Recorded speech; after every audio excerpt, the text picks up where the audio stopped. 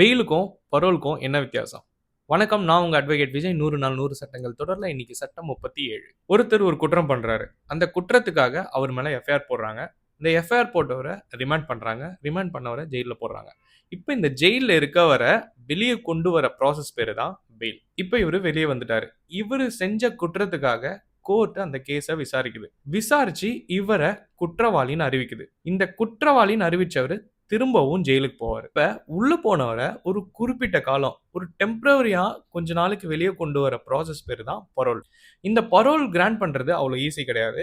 ஏதாவது எமர்ஜென்சி சிச்சுவேஷன்ஸ்ல மட்டும் தான் கிராண்ட் பண்ணுவாங்க. உதாரணத்துக்கு அந்த குற்றவாளியோட மனைவி இறந்திருக்கலாம், இல்ல குழந்தைகள் இறந்திருக்கலாம், இல்லன்னா வந்து அவங்களோட குளோஸ் ரிலேட்டிவ் இறந்திருக்கலாம். இந்த மாரி சமயத்துலலாம் தான் பரோல் வந்து கிராண்ட் பண்ணுவாங்க. பரோல் வந்து எமர்ஜென்சி இல்லனா கஸ்டடி பரோல், ரெகுலர் பரோல் இந்த மாரிலாம் வந்து வகைப்படும். ஆனா என்னதான் இருந்தாலும் குற்றவாளி நிரூபிக்கப்பட்டவரு டெம்பரரியா ஒரு 14 நாள் இல்லன்னா வந்து சில சமயங்கள்ல 1 மாசம் வரைக்கும் கிராண்ட் பண்றதுக்கு வாய்ப்பு இருக்கு.